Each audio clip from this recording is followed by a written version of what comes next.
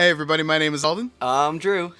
and welcome to a special edition of our channel. I guess I don't know, a special episode. What we're going to do today is we're just kind of riff a little bit about game music in particular. We've had a little bit of a response from the fan base, you guys, to go into a little bit more depth of different concepts in the gaming industry, and we wanted to do like a little section and focus here on game music. So we're actually here with Drew's dad, Phil, and we're here with Sully, who's been on our channel before. So just to give a quick background, personally, I went to college at Drexel University for music and the music industry, the technology side, and I focused that career into sort of a composer for game audio. And when I got out of college, my thing was creating game music and creating game sound effects to be used in some smaller titles. My credits aren't really that big, unfortunately, because I've switched gears and gone into IT, but I have done things like the multi-touch games that you get at any bar. We did a short blurb for Monkey Quest.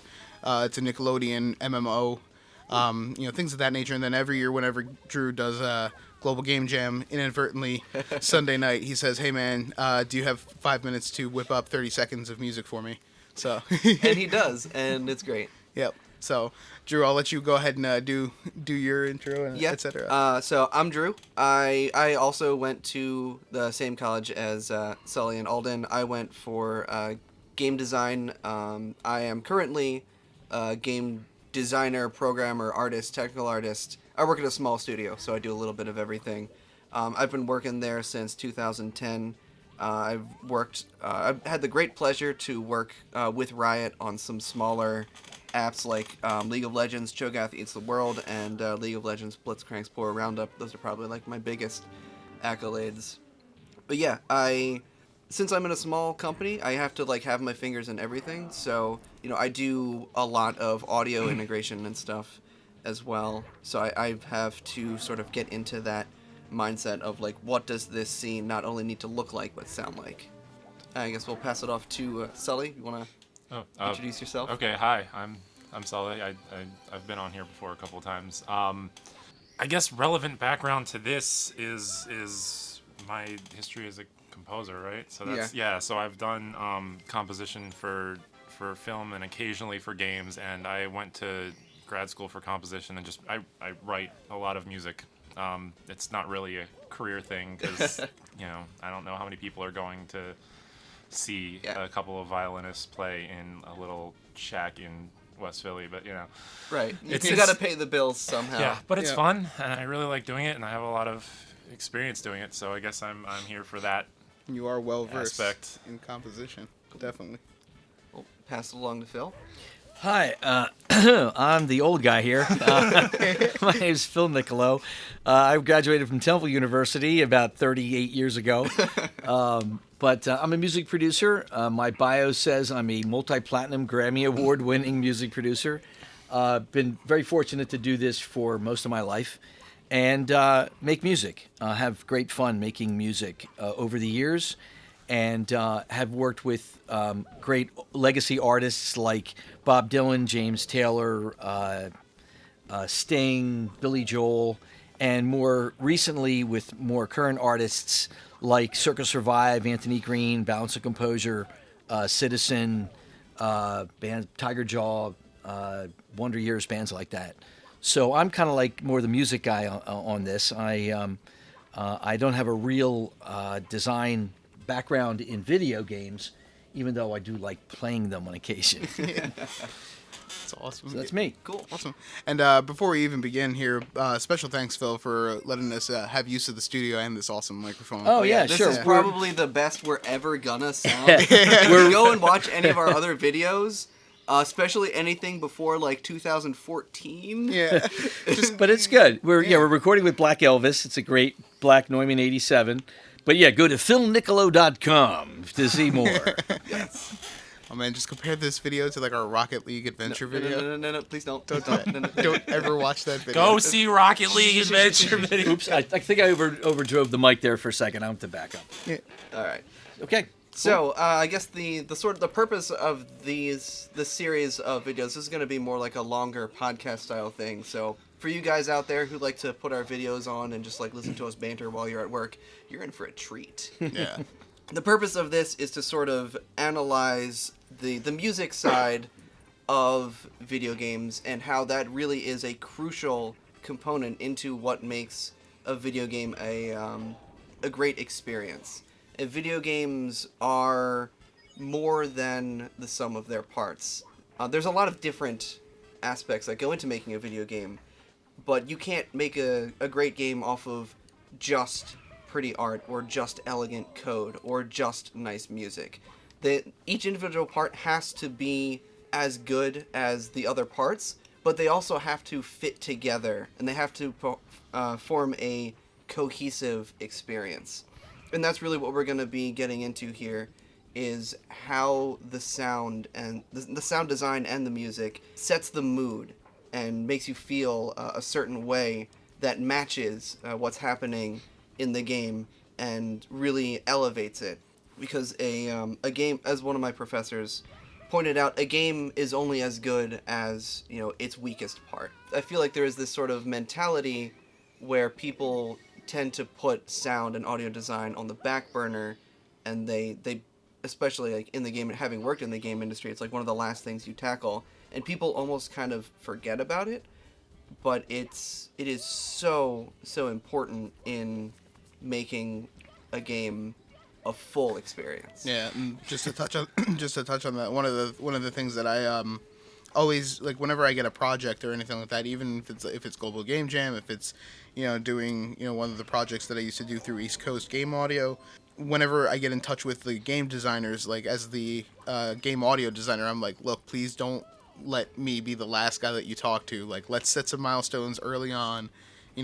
Send me some art. We can riff off of anything as game audio designer. If you give us like some concept art or some sort of game mechanics, if you just give us like a short 30-second video of like a level play, we can start building some audio off of that. And just like you said, like a lot of times the audio gets left to the last minute. And if you think about the audio designer's job, the audio designer's job is to create this massive score that's engaging and awesome sounding, something that people like to put in on their car and just listen to the audio. But at the same time, you have to do that with also keeping in mind that in order for it to be good for the game, the player almost has to forget about it while they're playing. They have to like not pay attention to the music because the game is the focus, not the music. Unless it's like Guitar Hero.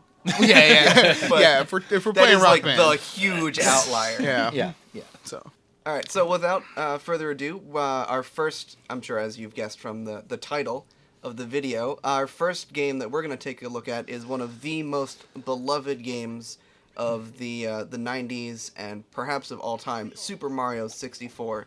This was a huge deal for Nintendo because it was the launch of their Nintendo 64 and really what kicked off games into the third dimension. And it's going back, it's really easy to just be like, oh yeah, it's Super Mario 64, it's an awesome 3D platformer. It's easy to forget that this was like the first time that people took that 2D platformer and brought it into 3 dimensions. So let's go ahead and listen to the intro track to Super Mario 64 that plays when you first boot up the game. It's me, Mario!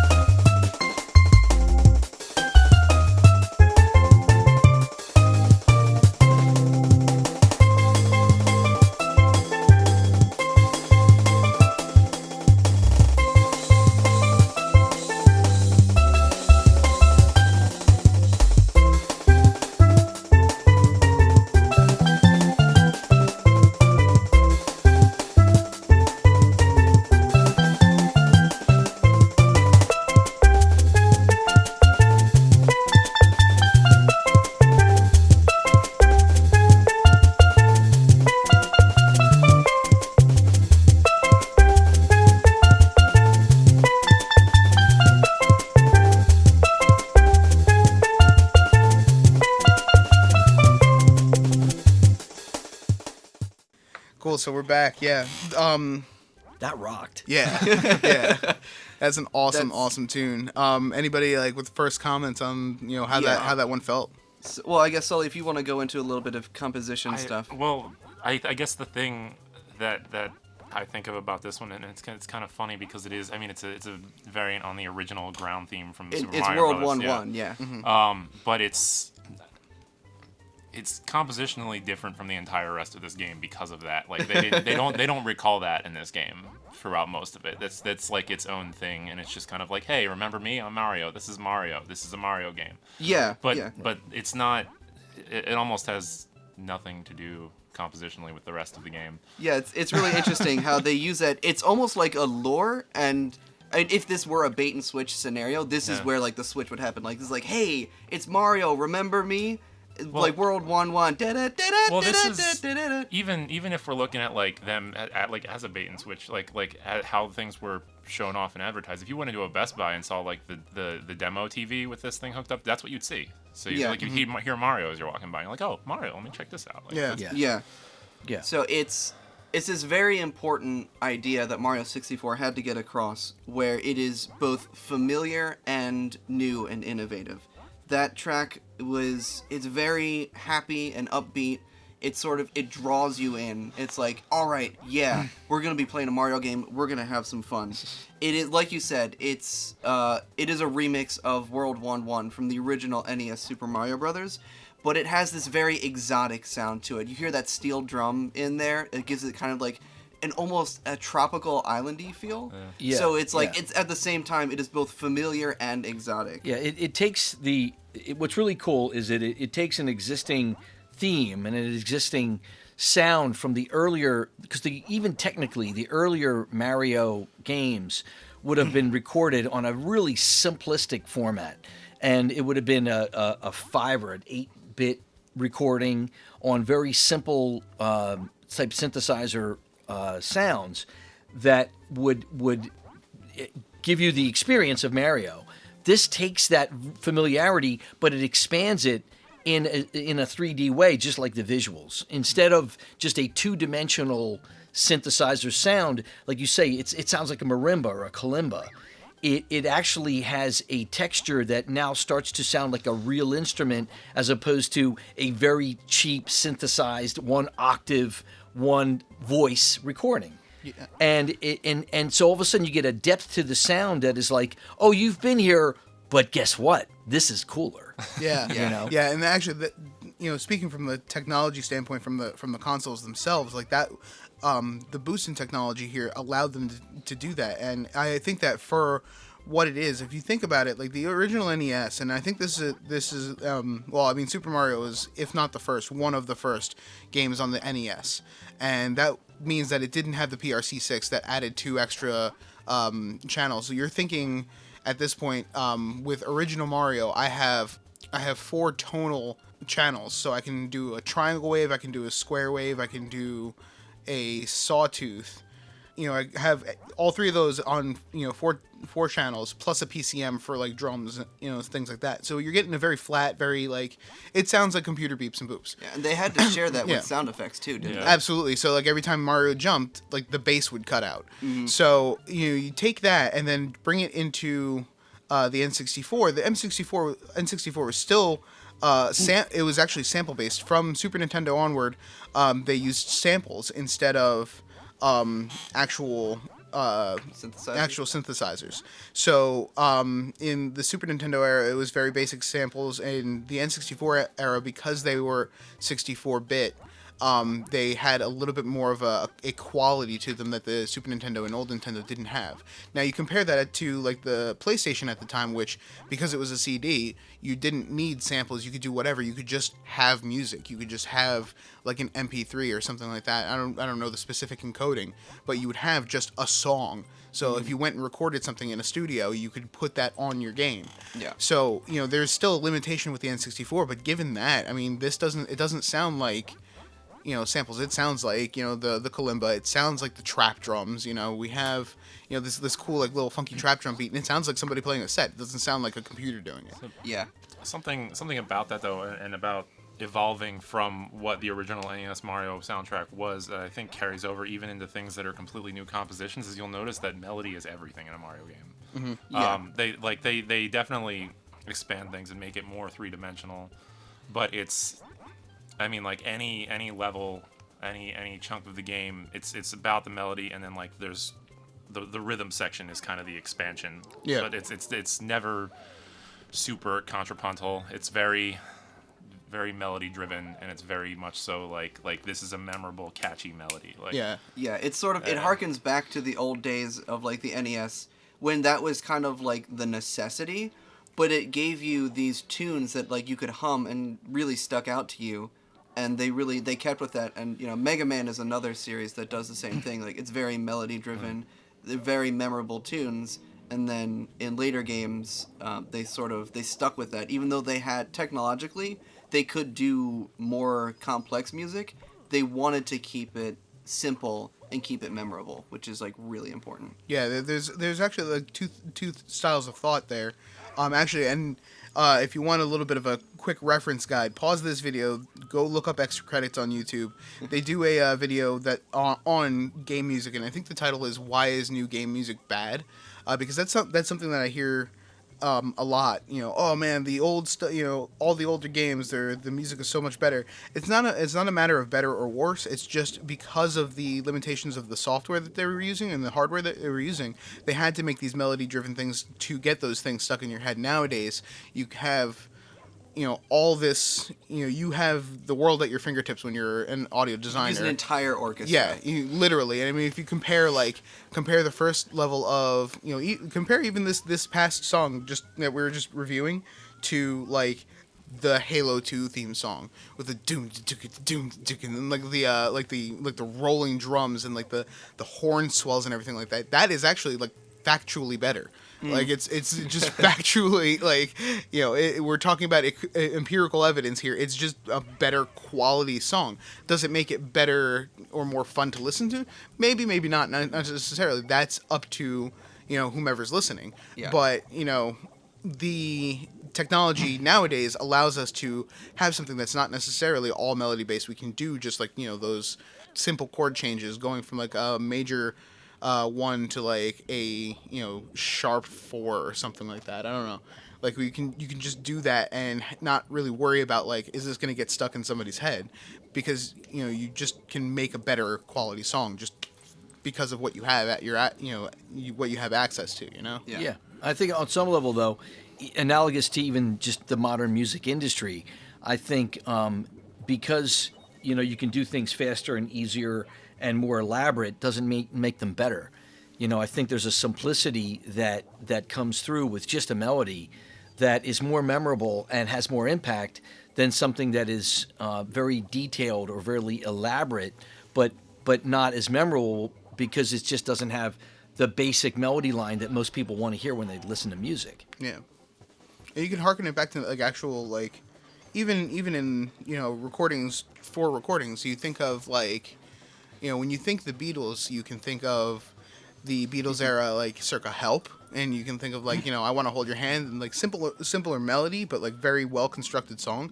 And then you can also think of the like the whole Wall of Sound Beatles, where everything was like, there was a lot of stuff going on. There was, like the whole, you know, allure of those albums, still good albums, but it was because they had access to so many instruments. They could like bring in a string section, they could bring in 12 pianos and play them at the same time, you know, things like that, you know.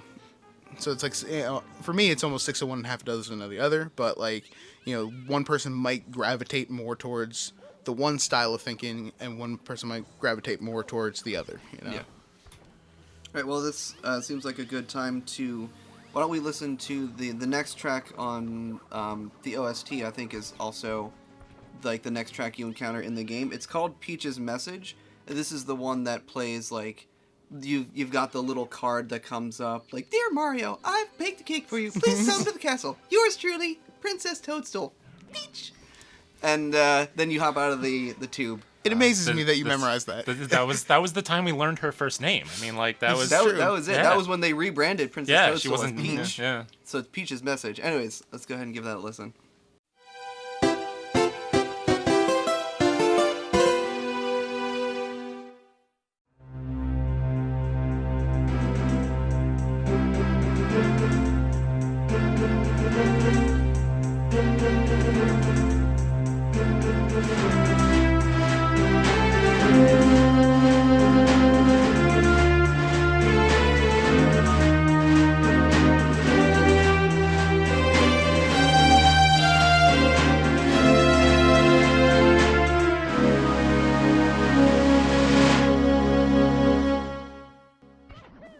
light blinking things. Yeah.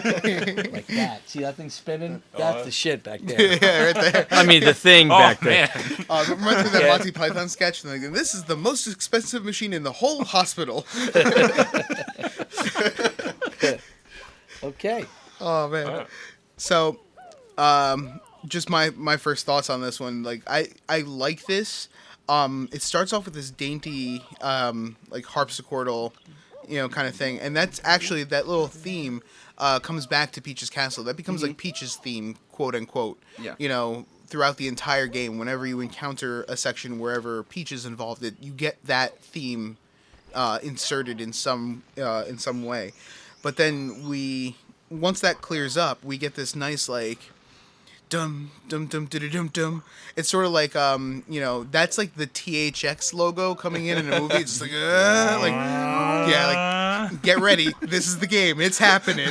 Because like And it's in 3D. Yeah, exactly. Well, they do that because Lakitu flies Yeah. through and And he shows does the the whole landscape. flythrough. Like, and like again, just going back to the time, like when you were first playing this game, like you were used to Mario goes left to right only, and sometimes he goes up and down when you press the A button. now he does backflips. Yeah, now exactly. So like when this was happening, it was like that was like the moment for us where we were all like, whoa, like having this like swelling string part with like the bum dum dum dum dum dum. It's sort of like it harkens back to. It's almost Final Fantasy to me. Like, whenever in like Final Fantasy 2/4, you go through all the intro and then you leave and it plays that da da da da da da da da da da. Like it gives you the goosebumps, gives you like the single tear where you're like, oh man, I'm getting ready for an adventure. Like I'm getting ready to play an adventure, and that is from a designer standpoint, like that's like a big trick, not trick, but it's like something that every designer hopes to achieve is like get that feeling at the very start of the game, because the music at this point, you haven't controlled the game. I mean, unless you've spent like an hour like messing with Mario's face in the Which, intro. I mean, let's be real here. Yeah. Who didn't, Yeah, exactly. Who didn't turn his mustache Only into an hour? sunglasses? I mean, what? But like when you hit start there, like you haven't played any of the game, so you're not engaged. You're not, as a player, you're not engrossed. So I have something that kind of feeds off of that. Okay. So the thing that's really cool about this, and since this is the part where you take control, we go back to that whole concept of the bait and switch. Yeah. This is the switch. This is introducing the harmonic material that is the entire soundtrack. So this takes you away from that original old like ground theme from Super Mario Brothers and brings you into the new world musically. Yeah. And it does that also by introducing a reduced version of the main theme melody, which we'll get to later. Yeah. But it's a reduction of what is the main theme, and it is a very basic introduction to the harmonic content of the entire soundtrack, basically. So this is here. You're in this world now. Yeah. Yeah. This is no longer what it used to be. Yeah. This is new. This ain't your Yeah. granddad's Mario. Yeah. Take control. Like that's. It mirrors the entire paradigm shift in not only the visuals but also in the game design as well. Like as you were saying before, Mario used to be go left to right. The right and the A button are really the only buttons that you need to press in a Mario game. Whereas now, Shoot fireballs. What's wrong with you? okay, fine, shoot fireballs. Okay, and run. You mean like Pitbull Fireball? Yeah. Yeah. Dun-dun-dun. Got it. Oh, man. Got it. It all comes back Got to it. Pitbull. It always gets back to Pitbull. I was gonna say the song reminds me of Pitbull, but it didn't. Oh man, from now on, we're not gonna get through one recording of anything without making reference to that specific song. It's like the that specific fifth clip time. of that song. Just give it Sorry. time. Yeah, it's cool. Also, here's your obligatory Star Wars reference for the episode. Your faith in your friends is yours. Oh, there- There we go. Got it over with. Good. Good. So there's the design of Mario 64. Your objective as a player has now changed completely. You don't know where you're supposed to go. Like before, you went left or right. It was your objective was always on the right side of the screen. You always knew where you were supposed to be heading. Now there's this sense of exploration, and there's this grandness to the whole thing where you just hop out of a pipe and you're at this little patch of grass, and like they point the camera at Peach's castle, so it's like it's a pretty big hint. Like, hey, maybe go to the castle. But you don't have to. You can go off to the right. There's a big like lake and there's a river and everything. There's a lot that you need to explore, and you need to find your purpose and find where you need to go. So the soundtrack, it echoes that sense of exploration. How that is now the primary design focus for the player. They're not just going in a linear fashion. Everything is now much more open, and you have to discover things in the world and figure out like puzzles on how to achieve your goal. It's interesting too, because like musically, it obviously is a real expansion from what you've ever heard before in a Mario game. I mean, the dimension of it, the instrumentation, the detail of the fact that you are now sitting almost on a sound stage as opposed to in front of somebody's synthesizer. It's such again, you know you're in for something that you haven't seen or heard before. Yeah. Yeah.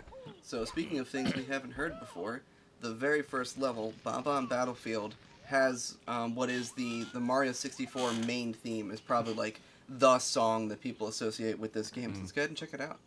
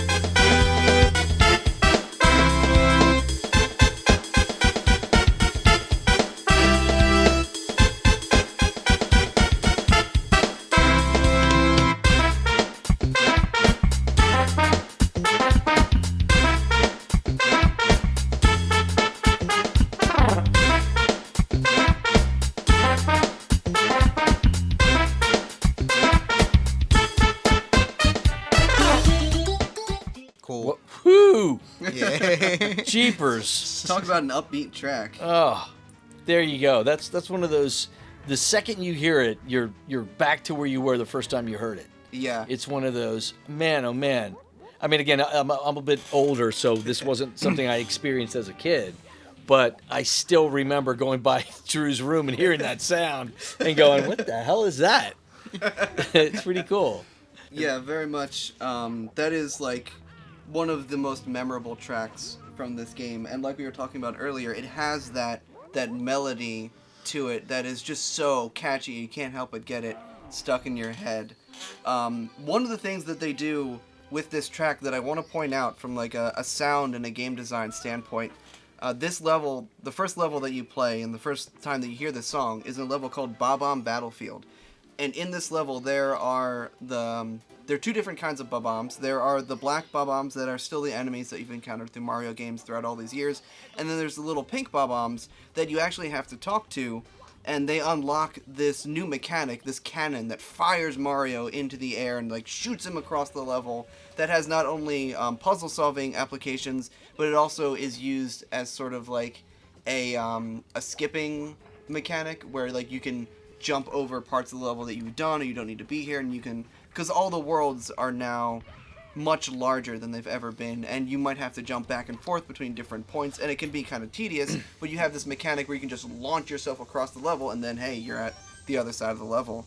But you need to talk to these pink Bob-ombs to unlock it, and the texture, the timbre of the little voice, the timbre of their little voice clip that plays whenever you talk to them is that little like I mean, that sound is also in the music track, so it ties the whole thing together. Like, this is the Bob-omb Battlefield that you're introducing to these new allies you have to talk to, and it's like their audio clip is a part of the world music, and it just ties everything together really nicely. Yeah.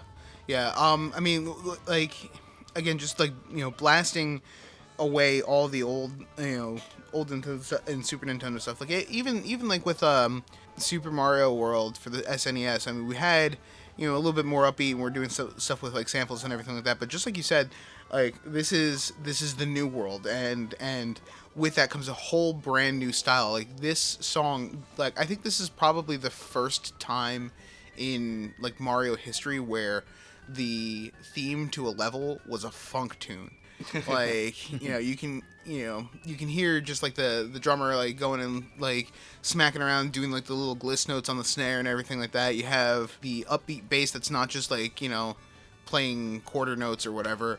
You have like this like really everything's very syncopated, everything's very lively, very moving, and this is I unless I'm maybe you can rack your brain and prove me wrong here, but like I think this is like the actual first time that we've had this sort of style in Toe Jam and Earl, Sega Genesis. Yeah.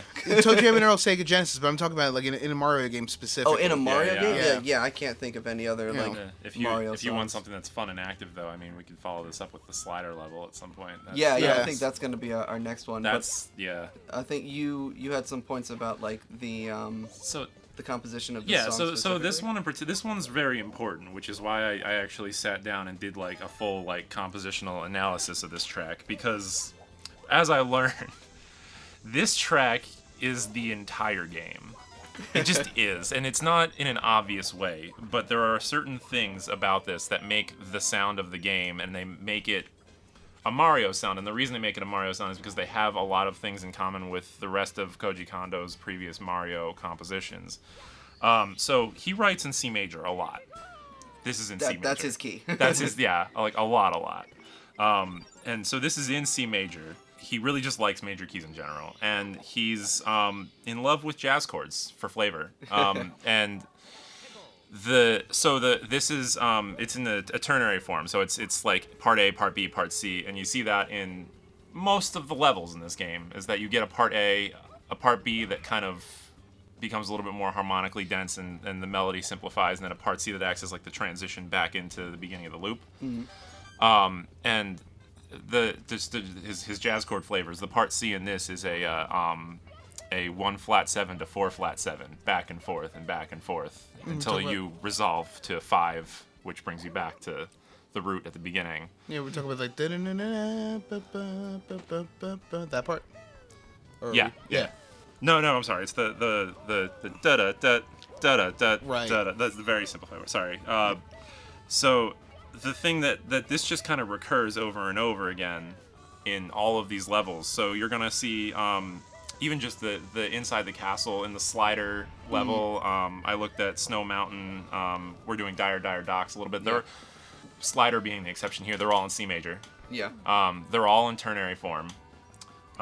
They all like to throw in little bits of chromatic motion and jazz chords for flavor, but again, C major primarily. And they all have that beginning melody, the and it's not in an obvious way, which is why it's really cool, because you don't just sit there and think like, oh, they're reusing this music again. All right, whenever you, it's different to you until you like, because what they do is if you take that one. It just that initial think of that as like the one melodic motive, that theme, and you split that into two parts, the and then Yeah. and they do things where like they'll flip the order so that like part 2 is before part 1, and then part 1 resolves downward instead of upward, or they'll like invert them, or they'll reduce them to like quarter notes instead of 16th notes, and just use the same bass content. And it's just that content though is just reused in like every level in this game. It's everywhere. Yeah, that's really like I had no idea that was happening, but that goes back into the whole idea of cohesiveness, how he takes the soundtrack and he ties it back to this same structure, the same idea, but he does it in such a way that it's not like super obvious, but subconsciously in the back of your head, everything in this game, it just fits. It just sounds like it fits in this game, in a Mario game. You don't really understand why, but you don't have to. And that's kind of the beauty of a well-designed game soundtrack, is that it's happening in the back of your head, and like you were saying earlier, the best stuff sort of gets out of the way, but it also enhances it without you like actively realizing what it's And doing. I think what you've not stumbled on, but what you've described is why any music works. Yeah. As a music producer, that's always the case. You don't even know why. It's like lighting. It's like great lighting when you're at the theater. The best compliment you can give a lighting designer is I didn't notice it, because it was always right. It was always perfect, so you didn't notice something being out of place. So it's that same kind of thing where it's true. Sometimes the things that you don't notice are the reason why it's so good. Yeah, exactly. Yeah, I mean, like from the audio designer standpoint, like when you're thinking about doing, something for a game, the gameplay is paramount. Like if the player's not having fun or if the player's not enjoying the visuals, like it's going to take them out. But at the same time, so you have like this is all non-diegetic music. We're not talking about like Mario's not standing by a radio. He doesn't have a here. boombox as he running along. Yeah, exactly. So, like with this, I mean, yeah, you do need the music in order to keep the player engaged and keep them having fun. Like if you had stripped the music out of Bomb on Battlefield and just played through just with sound effects or whatever, like it can get very boring very fast. But at the same time, you don't want the player to pay particular attention to that. You want them to pay attention to the game. It's like the way my mentor described it to me is a player wants a 128-piece orchestra in front of them at all times, and they want it to be invisible. You have to have that like engaging music to like get you really like ready for it, but at the same time you want to have them put themselves into the character. You want the player to be Mario, and Mario doesn't hear this music. Yeah. So, it's sort of like a weird little dance that you have to play, and I think it was done really well with this. To kind of go off of that too, I think this is, it's kind of safe to say in my mind that this is kind of like, and with reusing that content, this is the track that shows that this is going to be Mario music primarily, not environment music. So it all calls back to like this same like, okay, this is Mario primarily, and then secondarily it's little. Yeah. This bits of track the in particular, it doesn't really have any sort of like a theme Right. to it. It's like the level this is in is also like a generic yeah. like it's grass, there's a couple trees and a mountain. Which I think they did on purpose, which is Yeah. this is very plainly Mario's theme for this game. Yeah. And when some of the content comes back in later songs, it's Mario music, but because they're using say a glassier, chimier tone, it sounds like you're underwater, or because they put in like a little bit of like a harmonic minor tinge to part of the melody, it sounds like you're in like Egypt or something. You know what I mean? Like that's The sitars. yeah, sitar that's, yeah, drum. exactly. So they do. It's taking like what is. It's. I think I mentioned this to you before, but it's kind of like if you listen to like a jazz album that has influence from like a little bit of like Egyptian music, and they throw that in there. It's still a jazz album with a little bit of Egyptian influence. It's not an Egyptian traditional album. It's a jazz album. You know what I Yeah. mean? So this is a Mario soundtrack with influence from the environments that he's in. Yeah, this definitely sets the tone for like the rest of everything that you're gonna see and hear. This is your baseline, and they innovate on it, and they take it in places that's not always like super obvious, but you can always trace it back to this first experience. Yeah, this is a big one, I would say. Yeah, so with that, like Sully was saying, a good next track to go to is the slider music that plays whenever you're on like the secret slide in Peach's castle.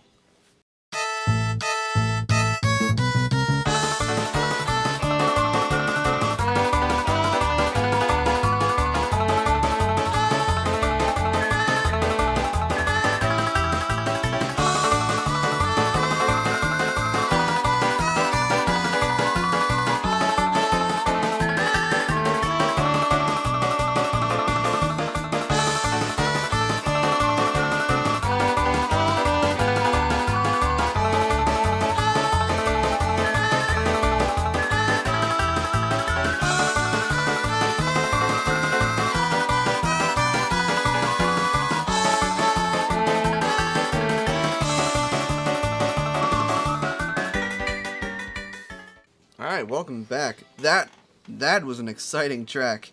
I love that, like that really fast like banjo in the background. This track has so much energy. It's so fast, it mirrors the gameplay so perfectly because you're on this slide. It's very out of control. Like your control of Mario has been reduced to like I can maybe slow down a little bit, I can go a little bit faster, and I can lean left and right, but you're on this ride and you got to take it to the end or you're just going to fall off. And sometimes It's falling also off is good. It's also you- a you race can. too. I mean, like you Yeah, have it to is a beat a race. certain time, and then you have to beat your own time. You know, Your like penguin. yeah. You have to beat the penguin. Yeah. Well, Penguin. Yeah. in In the other one, yeah. It's the same song. It's Yeah, the same it is. song. It yeah. is. It plays on all of the Right, slide yeah, levels. they reuse a lot in this. Yeah, that's one thing that I didn't notice. I didn't even notice before I started listening to the soundtrack and writing notes. Is like I was looking for like the Shifting Sands level song and the Lethal Lava Land song, and I was like, well, here's Lethal Lava Land. Where's the Shifting? And it's like they use the same song in Yeah. both levels. But like I didn't even really pick up on that as a kid because it fits so well in both of them. Yeah. Yeah. I don't know why, but bluegrass just works with everything. Well, it's happy. It's like Yeah. salsa music. You can't be unhappy when you're listening to up-tempo bluegrass or salsa because it's Yeah. just there's something about it.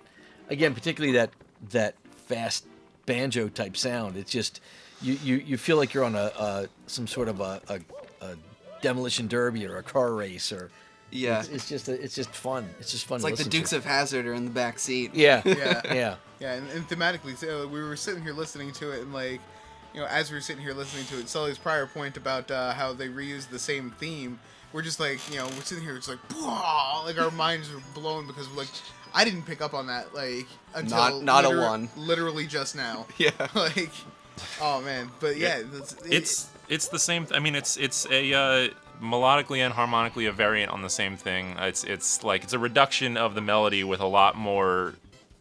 I guess the rhythm section is evolved, like with all that like banjo arpeggiating, Yeah. and that's where all the activity comes from. And they just took that original melody and boiled it down to quarter notes and eighth notes instead of the jumpy 16th notes. And it's funny actually with it's funny that you say rhythm. Compositionally speaking, or not compositionally, but like the composition of the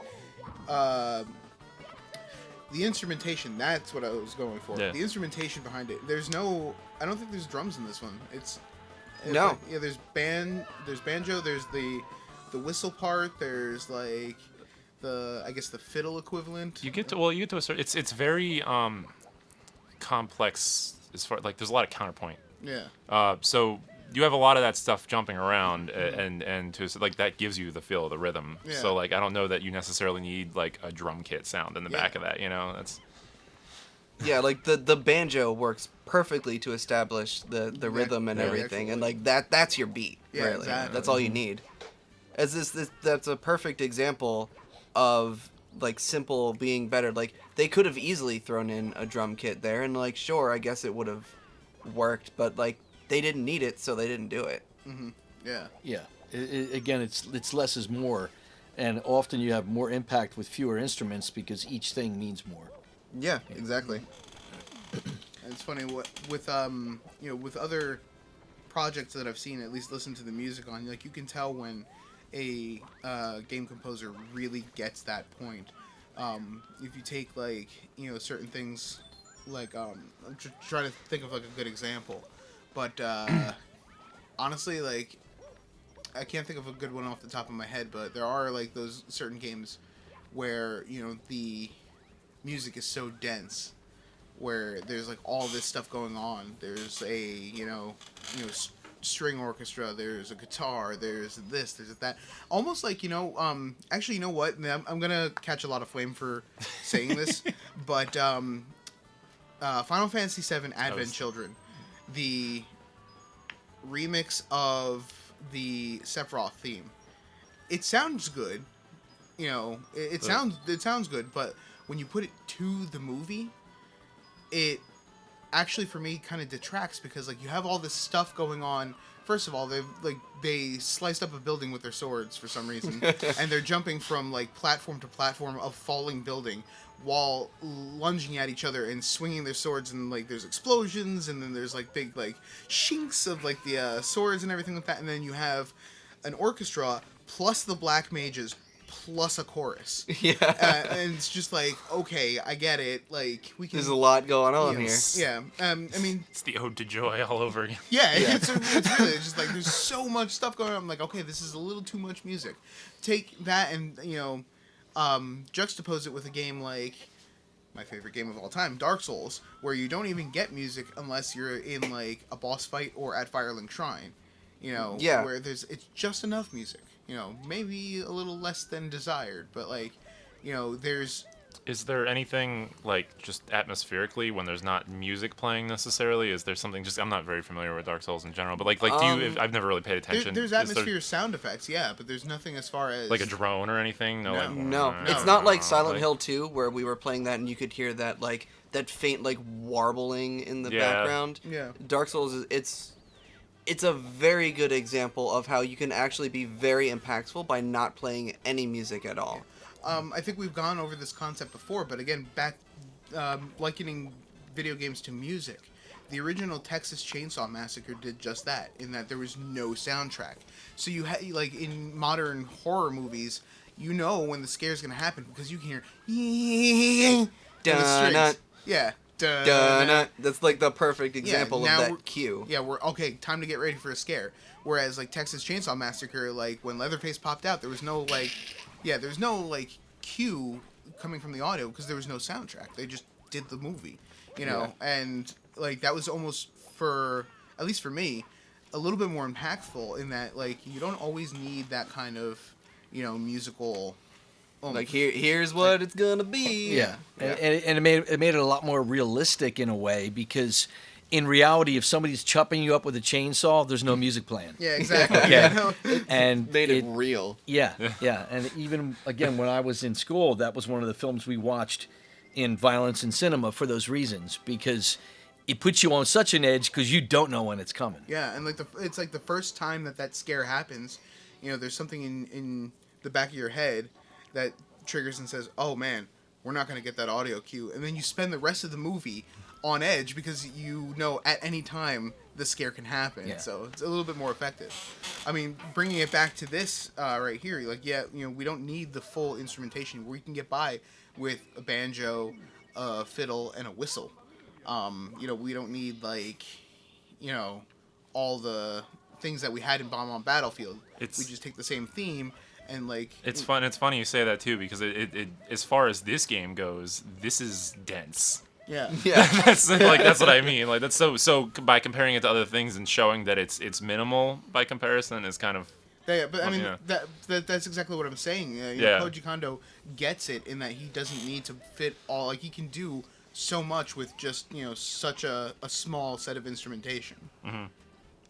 Yeah. All right. Well, speaking of more like minimalistic. This is a bad transition. Let's listen to Dire Dire Docks.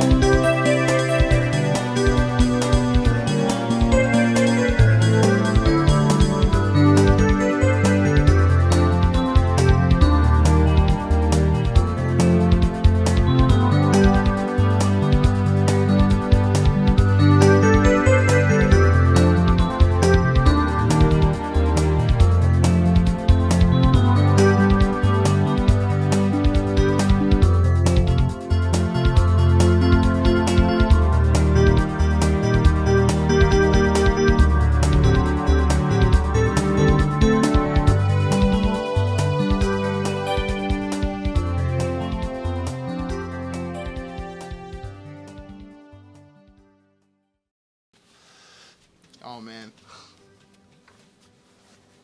I'm speechless. Yeah. Oh, buddy. Good. So good. One of the things that I sort of wanted to focus on with this one is tone respective to the game environment. And this is a conversation that I brought up in a ton of our old videos. Donkey Kong Country, most notably, I think, had Yeah. a good discussion on that. Yeah, and I think that's actually probably what triggered this whole set. Like, That's what kind of got us off on this whole, like, hey, we should, like, actually do a whole thing about this. Yeah, but like, so when you're designing a song for a level, you don't ever design a song for a game. You design songs for areas, whether it's a level, whether it's a room, whether it's just section of a room. You design for that, and you really have to take the environment into account, because you need to make the player feel like they're in that environment. Again, the player wants to be Mario in this case. When we did the Donkey Kong Country, the player wants to be Donkey Kong. They want to be that person and forget that they're playing a game. They want to actually jump and swim around and do all this stuff. So, if you were to not take the environment into consideration and just write cool music, then you run the risk of, forcing the player out of that. And then that really detracts from the game. And that's actually one of the things that Koji Kondo does best in this one. In that he's always very aware. We have Bomb on Battlefield, which is kind of generic, so we had a little bit more playroom. But, like, when we're talking about Dire Dire Docks, we're talking about you're underwater for a majority of the game, or of the level. It's also in a cavern. So, what Koji Kondo does is he picks sounds that have very heavy reverb. And, like, you can see this in the bell tone. You can see this in the gradual swell of the string. There's like a little bit of a reverberation from that. Even I think the drums had, the drums were very up front. You can tell that they, in the sound space, they seem to be like right here, but like there was still a little bit of an early reflection on them. And, that's not the reflection of like a recording studio. That's the cavern. That's the sound bouncing off the water. Mm-hmm. And that really is what puts the player into, like, again, the concept of having the 128-piece orchestra right in front of you that's invisible. Like, I'm getting all this game music, and it's, not part of Mario's experience, but it's part of the player's experience, and that sort of draws him in. So, if this was a song that, like, had, like, rock guitar, Yeah. And when you think distorted guitar, you think Fire level. When you think, like, just like heavy 4 on the floor, you're thinking like a technology level, like, as far as when I say 4 on the floor, like, the kick drum just do do do do, like sort of a techno sound. Yeah, thank you. But like, for this one, he starts off just with, just the bell tone. And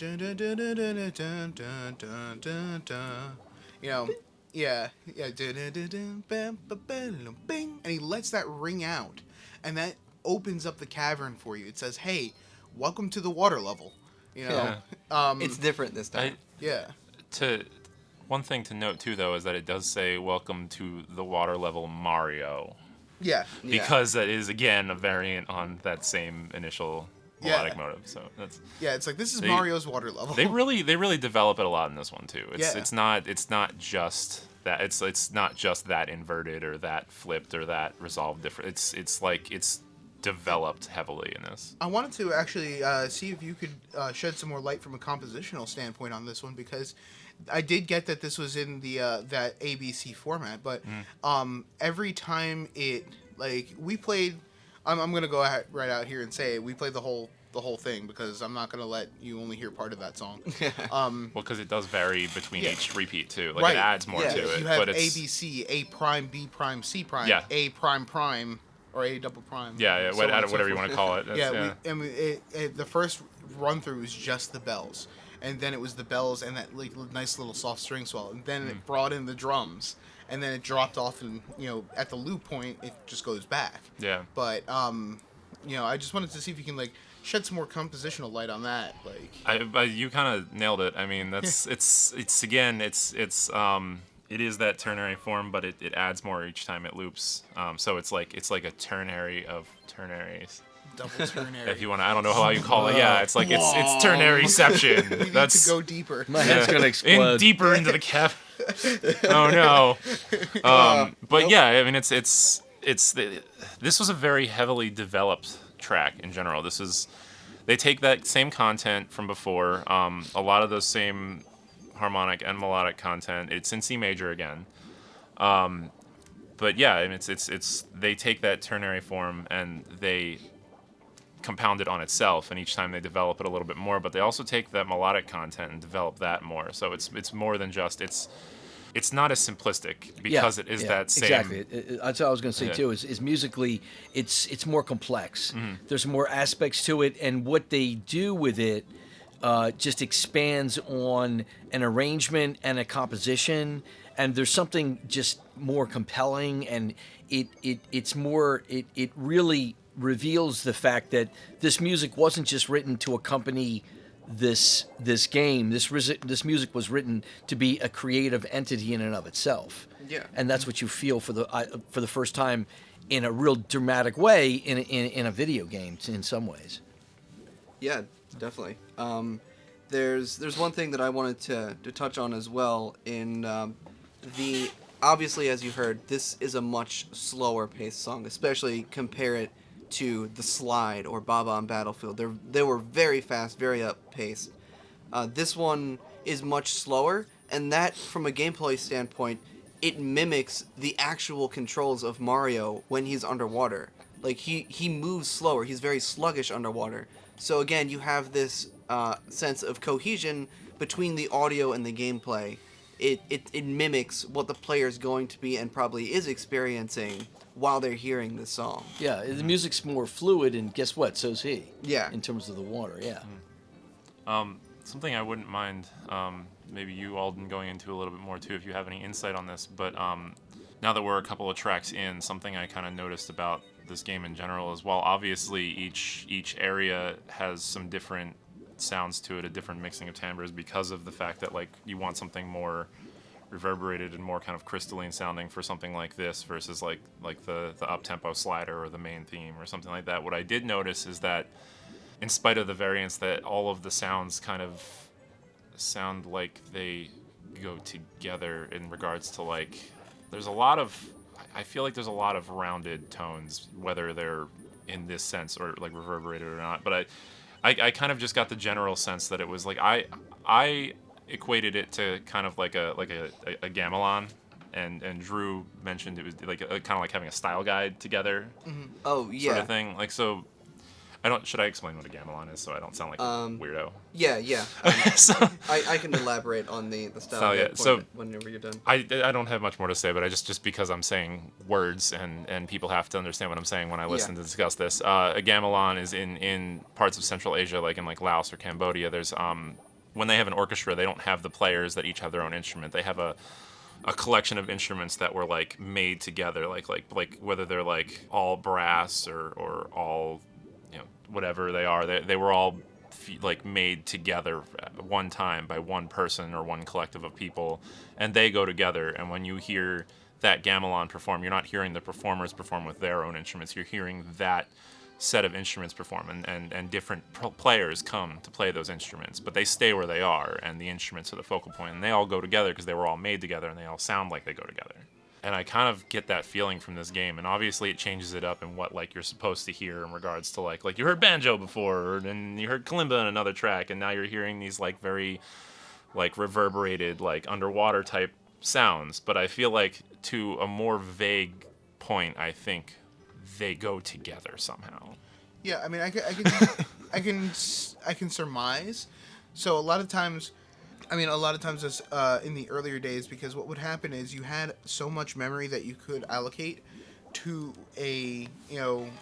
to audio in these, because you had a card that was so big, Right. And you would have to load up your sounds in the area before you're able to play those sounds. So rather than being like nowadays, you just have like I write a track, I give you the track, and you take the track and you say, okay, loop through this track. Yeah.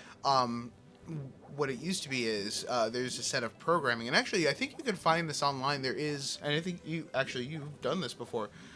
there is a programmatic way of composing music. You basically say, okay, for this duration, I'm going to play this note at this, at this pitch using this sound. So what would happen is, if you listen to it, it's the same tone, like the bell tone. There's only one bell tone, Right. but it's pitch shifted, or like there's only one trumpet tone and it's pitch shifted, and that's how you get your different notes. So you play them in different durations.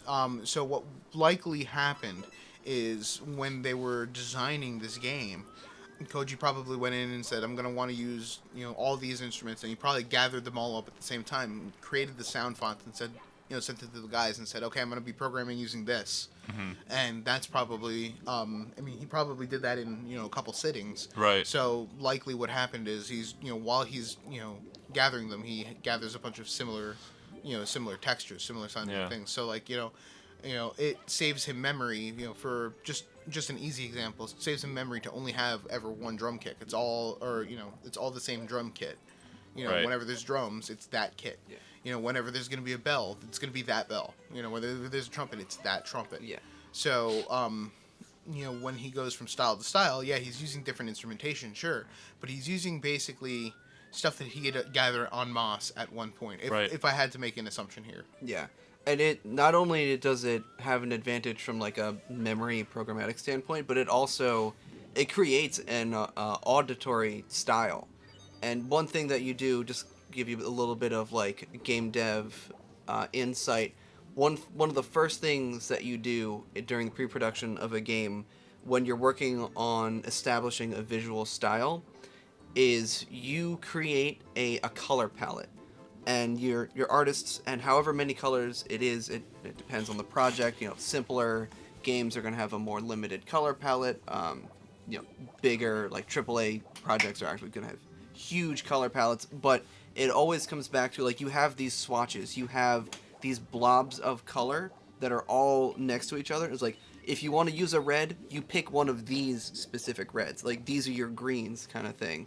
So that everything in the world, because you have so many people working on the art for games these days, there's hundreds of people creating art, and they all have to be on exactly the same page. So you create these style guides, and you create these color palettes, so that everybody knows at all times what it's going to be.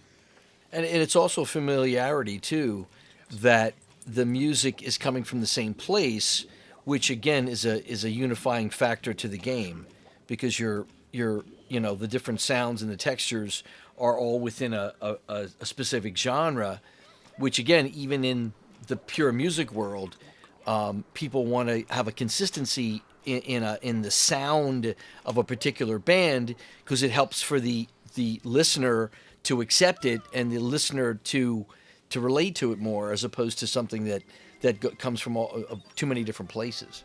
Right, exactly. It all comes back to this idea of cohesion and things fitting together and like they belong together. So we've done a couple of different level tracks now. Let's sort of take it back a step and let's listen to the Peach's Castle music. This is the music that plays whenever you leave a level. In Mario, when you get a star, you get kicked back out. You leave the painting, and then you're back in Peach's Castle. Mm-hmm. And there's this huge environment that you can explore. I think it's officially called Inside the Castle. Yeah, Inside the Castle Walls is the official track name. Yeah. All right, so just a quick fourth wall breaking here. Our podcast here ran a little long. The audience. We're talking to the audience, but now we're talking to the audience about the podcast. Wow. So we ran a little long, so what we're going to do is we're going to cut this up into a couple of videos. This is going to be the ending of this one, and then we will pick up with where we left off in the next one. Yeah, there will be a link to the next video right there on the bottom right side of your screen. Is going to be a little link right there. Yeah, I got it right there. Yeah, there's also going to be a link in the description of the video if you want to catch the next episode. Go ahead and click on that. We'll see you guys in the next one. And as they said in Woodstock, after a brief intermission, we'll continue.